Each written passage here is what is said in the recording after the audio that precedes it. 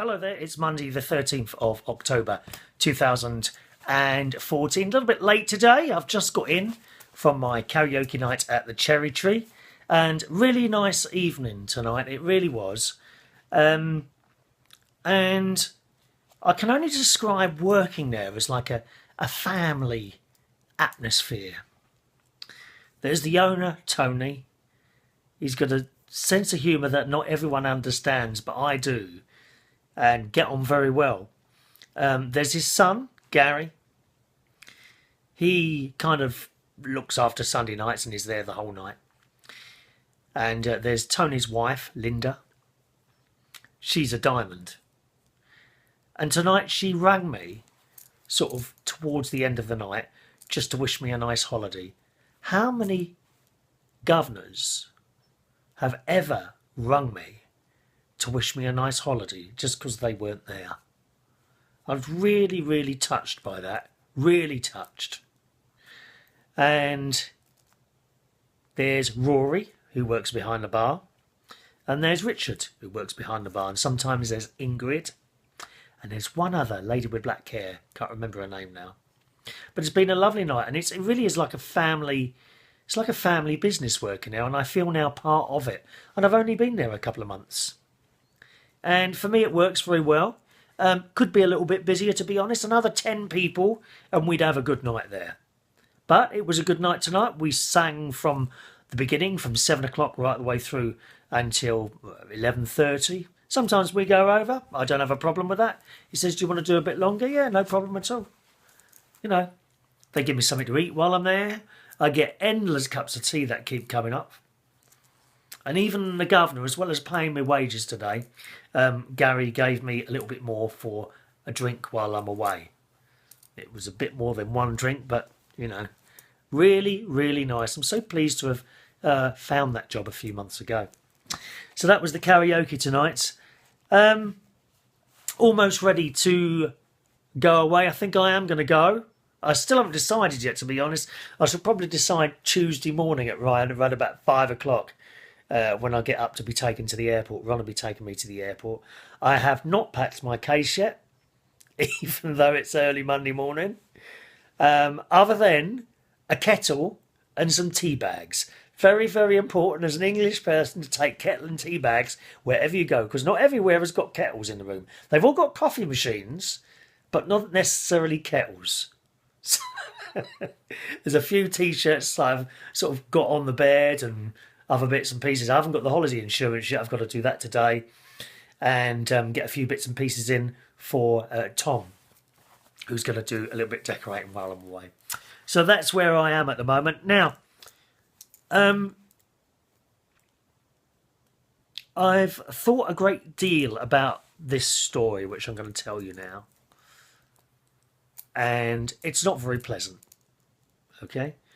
We tend not very often to do very unpleasant things. I try to keep the show nice and lively. Sometimes I have a point of view which might be a little bit serious, and you're always invited to join in on that one.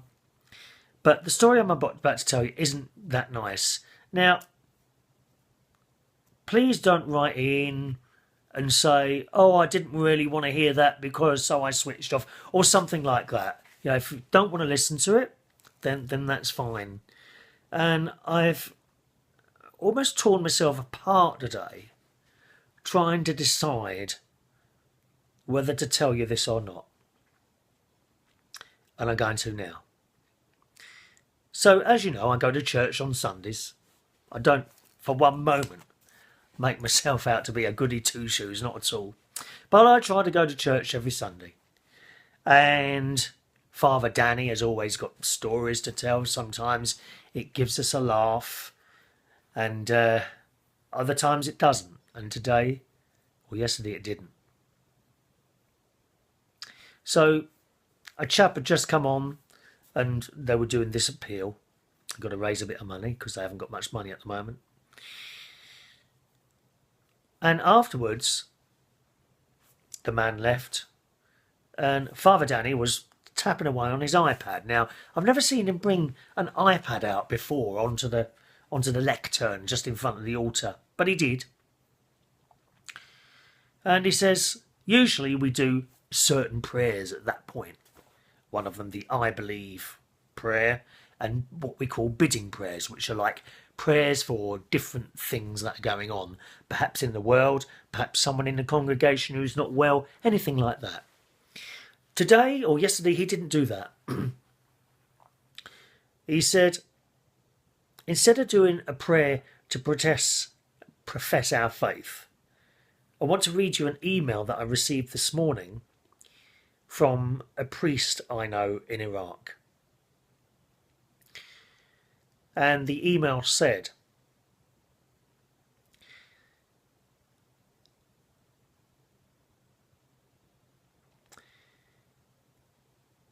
that IS had recently taken over the town that this priest and a couple of sisters, nuns, were working in.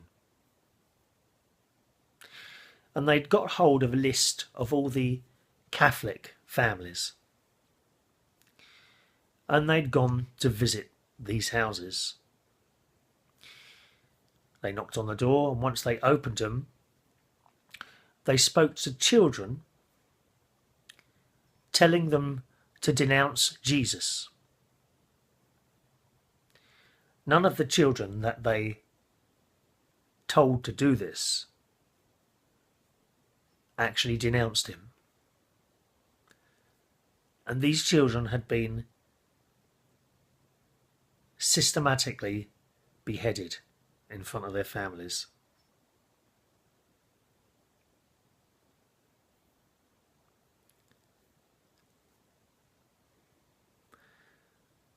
The priest then carried on in a letter saying, we're going to stay here.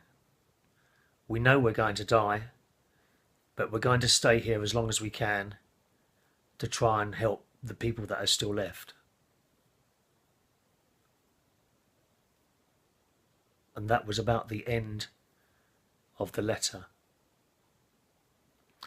I actually can't remember if Father Danny said anything after that, because I was just so shocked. And for the entire day, right up to this point, I've been bothered by this. Really bothered. And I'm sure you are too.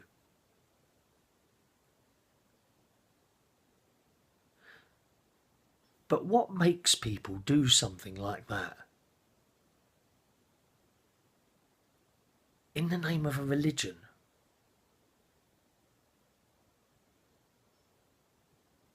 I just don't understand it. I think all religions have their extremist sides. We've often heard stories of very far-right Christian people doing things that you kind of think, well, why are you doing that? You know, to hurt other people. This is by far the worst thing I've ever heard. All those years I've been going to church since a little boy, I've never come out of there feeling really unhappy about what I've just heard about something. But this was very, very different, and the whole day I've been bothered by this story. And yet it doesn't appear on the news, or at least it hasn't yet. I suppose things out there are so bad that it's just another story of the same thing happening. I hope you don't mind me sharing that with you tonight. All day I've been thinking, should I share that story or not? You know, it's been quite difficult trying to decide whether to or not. But it is part of life, isn't it? And I think these things need to be shared so that people know what's going on. It's no use closing your eyes. There's plenty of people closing their eyes and not wanting to know. But I think it's important. When I go to Israel, I shall be going to, hopefully, visit the Holocaust Museum. I don't suppose when I come out of there I'll be in a very happy, jovial mood, but I think it's something that you have to see to understand what has happened to people. I never understand people who say the Holocaust was a made-up story. How can you say that?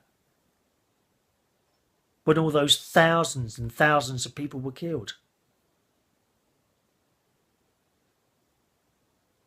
Anyway, that's it today, okay? Sorry if that upset you. It really has disturbed me, that story. And children, I mean, why would you kill a child?